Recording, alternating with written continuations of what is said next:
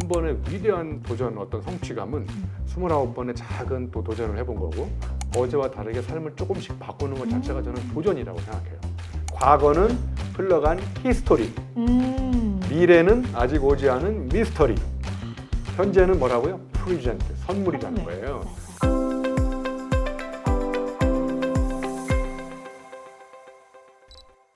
안녕하세요, 구독자 여러분. 오늘은 특별한 분을 제가 모셨는데요. 이분을 생각하면 저는 키워드가 도전이라는 단어가 제일 많이 떠오릅니다. 너무 많은 도전을 하시는 분인데요. 여러분들께서 특별히 제가 초대했거든요.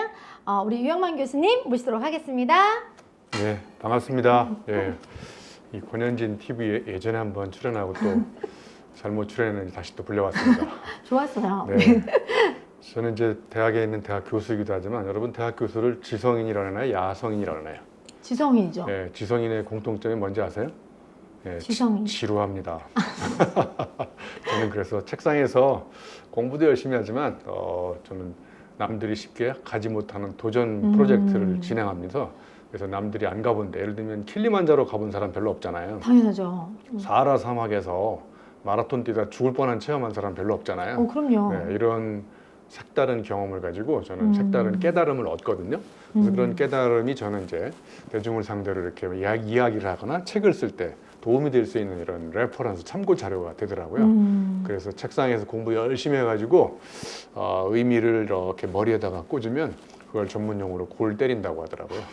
저는 골 때리는 교수가 되고 싶지 않아서 뭔가 사람들한테 새로운 깨우침을 주고 싶어서 쉽게 사람들이 이렇게 도전하지 못하는 이런 데 가서 막 엉뚱한 체험도 하고 그래서 딴짓도 해보고 그래서 저는 이제 딴짓을 해야 딴 생각이 드는구나 이런 걸 제가 직접 몸으로 경험하면서 쉬지 않고 이렇게 도전을 거듭하고 있습니다. 와, 이렇게 자기소개만 가지고도 도전에 대한 메시지가 너무 강력하신데요. 계속 도전하시는 남다른 이유가 있을까요? 네, 그 도전이라는 키워드가요. 저한테는 이제 마지막 단어라고요. 미국의 철학자 리처드 로티라는 사람이 있어요. 이분이 이제 만든 단어 중에 하나가 마지막 단어라는 걸 만들었거든요. 마지막 단어가 뭐냐면 내 목에 칼이 들어와도 목숨과도 바꿀 수 있는 한 가지 단어. 이게 저는 도전이에요. 예를 들면 간디 그러면 어떤 단어가 떠오를까요? 간디. 비폭력, 저항운동. 그렇죠. 네. 또 예를 들면 혁명가 중에 체게바라라고 있죠. 체게바라. 맞아요. 네, 그분은 또 혁명.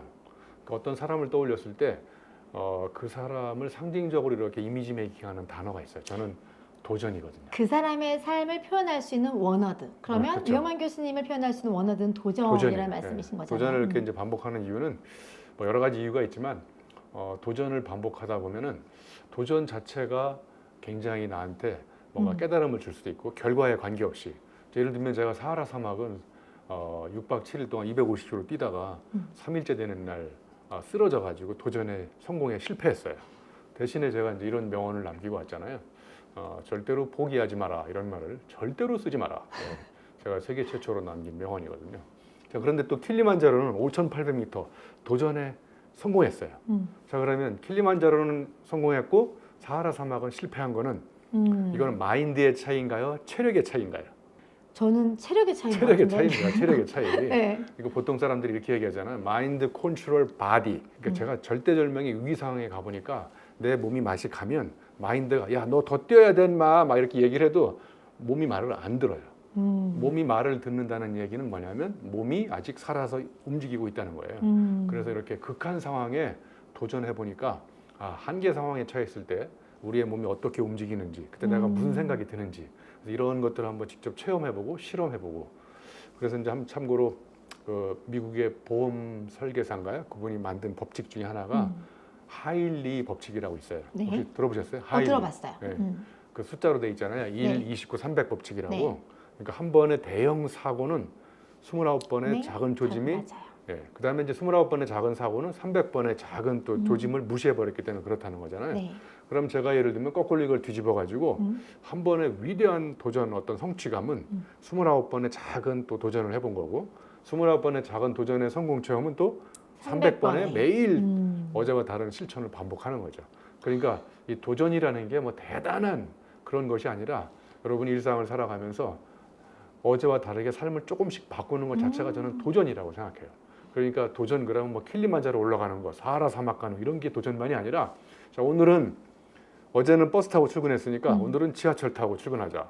어제는 버스 타고 종점까지 갔으니까 한 정거장 미리 내린 다음에 걸어가자. 이런 게 저는 다 도전이라고 생각해요. 그 일상 안에 되게 소소한 것도 사람들이 잘 못 해내시잖아요. 네. 그러니까 예를 들어서 내가 맨날 한 7시에 일어나는데 한번 5시에 일어나 볼까? 이것도 도전일 수 있는 도전이죠. 거죠. 어마어마한 네, 도전입니다. 거의 2시간 땡기는 거예요. 맞아요.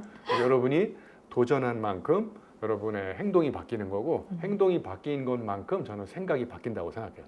왜냐하면 우리가 생각하는 이 생각은요. 내가 살아온 삶의 결론으로 내 생각이 생긴 거거든요. 예를 들면 우리 권현진 스폰서님의 생각을 들어보면 굉장히 참신하고 열정적이고 색달라. 그럼 왜 그렇게 이 모양의 꼴이 됐냐면 늘 something different하게 삶을 사는 거예요. 그러면 내가 다르게 살아가는 삶만큼 생각이 바뀌는 겁니다. 자, 그러니까 생각을 바꾸는 가장 강력한 방법은 앉아서 생각을 바꾸는 게 아니라 나가서 어제와 다르게 자꾸 조금씩 딴짓을 하는 거야. 맞아요. 다른 도전을 하고 그만큼 여러분의 생각이 바뀐다고 생각합니다. 저는. 그럼 저도 처음에는 이렇게 멋모르고 막 이렇게 내가 뭔가를 하는 게 의미가 없다고 생각했는데 시간이 지나서 봤더니 교수님의 경험처럼 그 도전 안에서 제가 그때그때마다 제 깨움과 깨달음이 있어서 파이널적인 지금 모습을 가지고 있는 것도 맞거든요. 예, 맞습니다. 그러니까 여러분이 도전을 멈추는 순간 여러분 도약도 멈춥니다. 그러니까 사람은 저는 도전이라는 것이 생명체, 모든 생명체, 인간을 포함해 가지고요. 어제와 다르게 성장할 수 있는 디딤돌을 마련하는 가장 강력한 저는 출발점이 저는 도전이라고 생각해요. 네. 뭔가 나음을 원한다, 한 단계 높이 올라가기 원한다 하면 스타트가 도전이 돼야 된다는 말씀이신 거죠? 네, 네. 맞아요. 아니 이렇게 늘 도전하시고 그때그때마다 게임도 너무 많으신 분이고 개인적으로 그런 분이 너무 존경하는 분인데 최근에 또 책을 내셨어요. 저는 교수님이 지금 거의 100권 가까이의 책을 내셨거든요. 이번에 책은 어떤 주제와 어떤 생각으로 내셨는지 너무 궁금합니다. 책 소개 좀 부탁드릴게요. 네, 책을 하나 낸다는 거는 한 아이를 출산하는 거나 마찬가지거든요. 맞아요. 지금까지 98명의 아이를 출산했거든요. 어우, 네, 조만간에 100권의 책이 나오는데 내년 상반기쯤에 100권 책이 나올 것 같아요.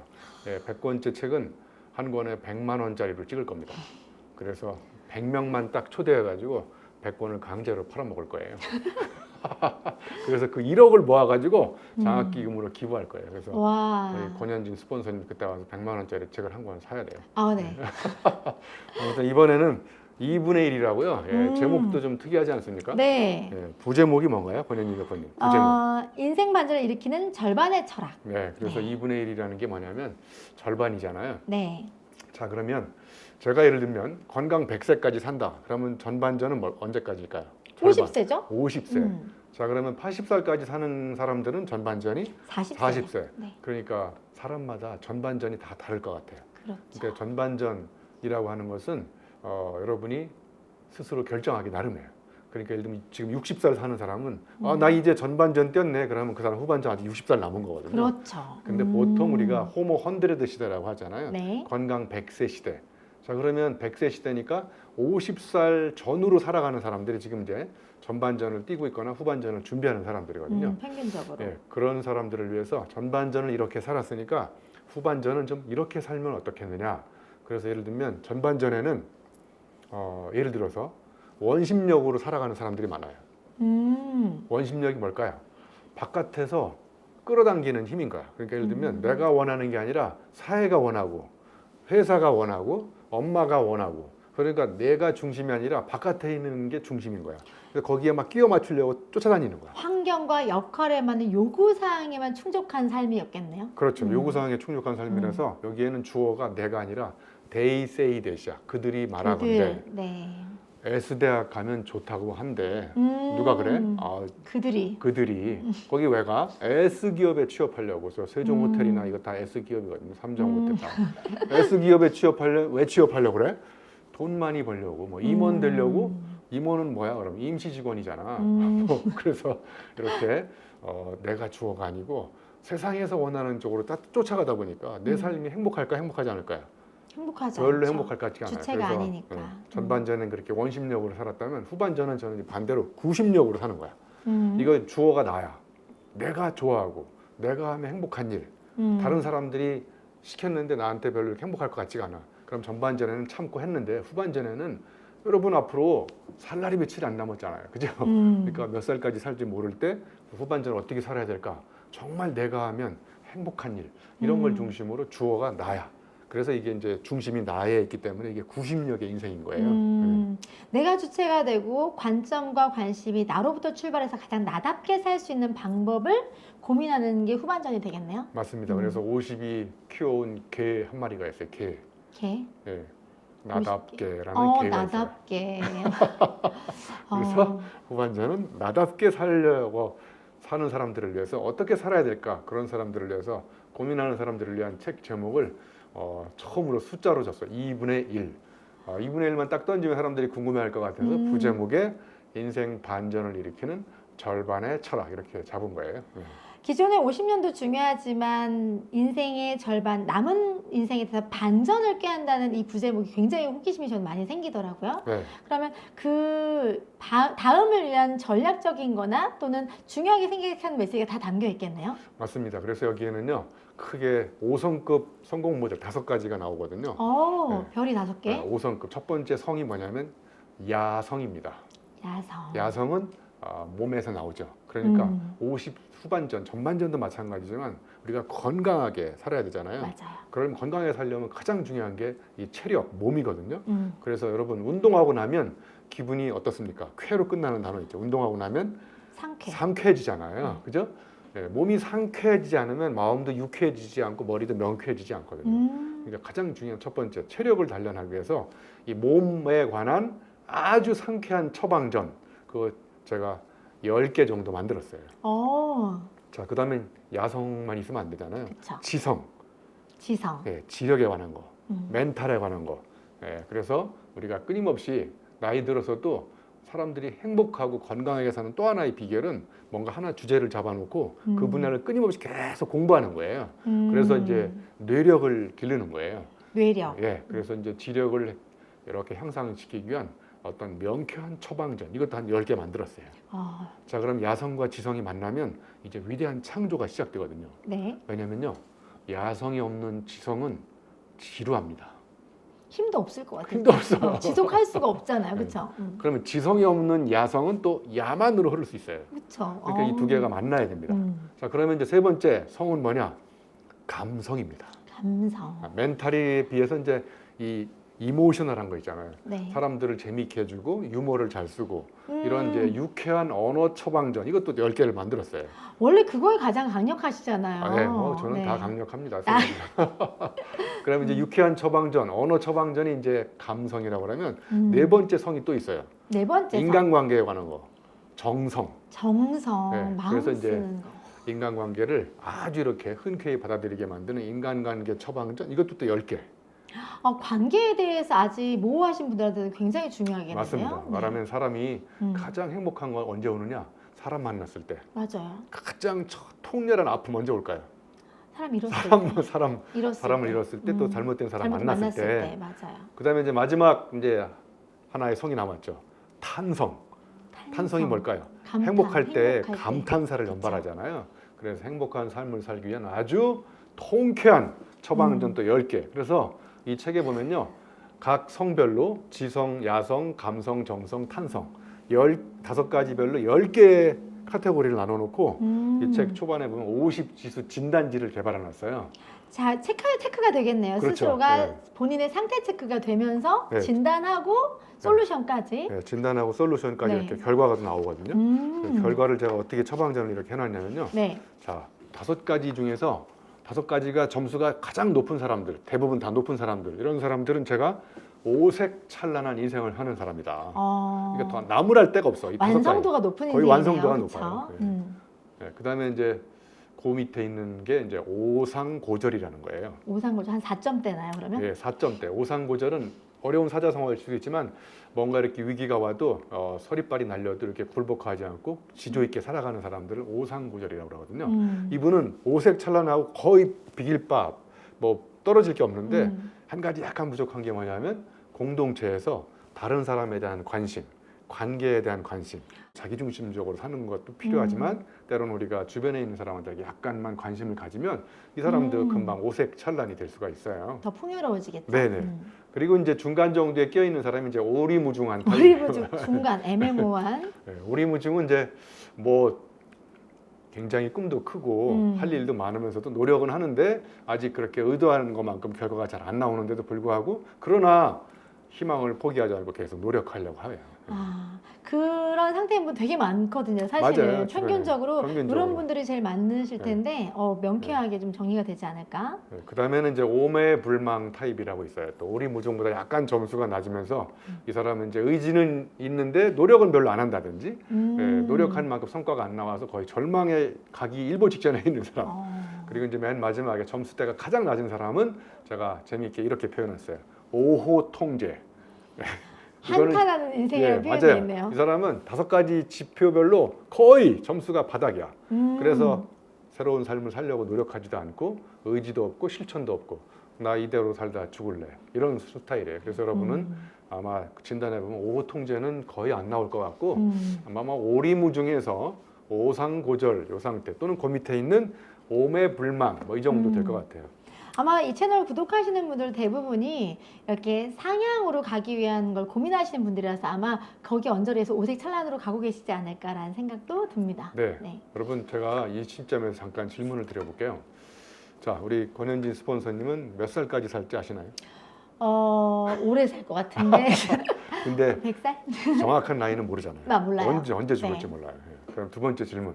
당분간은 유산화 사업 하실 거죠? 그럼요. 네.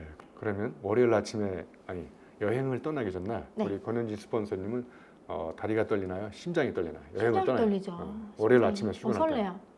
저요? 월요일 심장 아침에. 떨려요. 저는 월요일을 시작할 때 오늘 하루가 어떻게 채워질지를 상상하면서 출발하거든요. 심장이 떨려요. 예, 굉장히 비정상적인 사람이에요. 여러분 정상에 간 사람은 정상입니까? 비정상이네요. 비정상이에요. 네. 우리 권현진 스폰서님 대표적으로 비정상입니까? 정상에 가고 있는 거예요. 제가 왜 이런 질문을 던졌냐면요. 첫 번째 질문, 우리가 남은 나이가 몇 살인지 아는 사람 아무도 없습니다. 맞습니다. 그리고 우리가 하고 있는 일을 당분간 할 거잖아요. 그죠? 네. 그러면 다리 떨지 마시고 심장 떠는 마음으로 한번 내가 하고 있는 일을 재미있게 해보는 거예요. 그러면 이 진단지에 있는 오색 찬란한 인생이 저는 펼쳐질 수 있다고 생각해요. 그러니까 다리 떠는 사람들은 저 밑에 있는 오리무중하거나 아까 또 가장 밑바닥에 있는 그런 인생을 살 수도 있거든요. 그런데 당분간 살아갈 거고 언제 죽을지 모르고 지금 당분간 할 거면 어떻게 살아야 되느냐? 심장 떠는 마음으로 사는 게 저는 우리 삶을 행복하게 만드는 삶이라고 생각해요. 네. 그렇죠. 같은 일을 하면서 어떤 마음이냐에 따라 틀린데 설렘과 어떤 감동이 충만할 수 있게 본인이 두근두근 한다고 하면 너무 행복할 것 같아요. 맞습니다. 네. 그래서 여러분 오늘부터 고진감래 이런 사자성어 믿지 마세요. 제가 경험해 보니까 고생 끝에 통증밖에 안 오더라고요. 그러니까 지금 이 순간 여러분은 가장 행복하고 재밌게 여러분 쿵푸 팬더 이런 명언 나오잖아요. 영화 쿵푸 팬더에 보면 과거는 흘러간 히스토리, 미래는 아직 오지 않은 미스터리, 현재는 뭐라고요? 프리젠트, 선물이라는 거예요. 그러니까 여러분이 바꿀 수 있는 거는 과거 바꿀 수 없습니다. 맞습니다. 그리고 앞으로 다가오는 미래 어떻게 바꿉니까? 그러니까 여러분이 바꿀 수 있는 유일한 거는 현재. 그러니까 현재를 바꾸면 저 과거의 아픈 것도 다 이렇게 아름다운 추억으로 이렇게 소생이 됩니다. 그리고 다가오지 않은 미래도 아직 미자가 아니라 아름다울 미자로 바뀌어요. 아름다운 내일이 계속 나한테 다가오는 거. 어떻게 하면 현재에 충실하고 현재를 재밌게 살고 그렇게 하면 될 것 같습니다. 오늘 또 이렇게 다시 한번 생각해보는 시간이 아닌가 싶습니다. 그동안 열심히 인생의 전반전을 달려오신 분이 다음의 후반전을 생각할 때 이제는 단순한 열심히가 아니라 나를 위해서 누가 주체가 되고 어떤 방향으로 갈지를 되짚어보고 또 한번 생각할 수 있는 시간이 되셨길 바라고요. 98번째 책 2분의 1 책 안에서 약간 모호한 부분이 있으시다고 하면 애매모호한 상태, 오리무중이 아니라 조금 더 오색찬란하기 위해서 이 책 안에서 자가 테스트도 하시고 그리고 방향성을 잡을 수 있는 정말 귀한 남은 50년, 남은 절반을 위한 지침서가 되지 않을까 싶습니다. 오늘 우리 또 권현진 TV에 또 애정으로 참석해 주신 우리 이용광 씨 너무 감사드리고요. 100번 책은 더 기대하는 마음으로 기다리고 있을게요. 다음 책도 또 있으시면 네, 100번째도 출연하겠습니다. 네. 자, 오늘 다시 한번 함께 해주셔서 너무 감사드리고요. 시청하시는 모든 분들께서 오늘 저희가 드릴 메시지 하나하나 다 담으셔서 멋진 오색 찬란한 인생을 만들어 가시길 바라겠습니다. 오늘 함께 해주셔서 감사합니다. 네, 고맙습니다.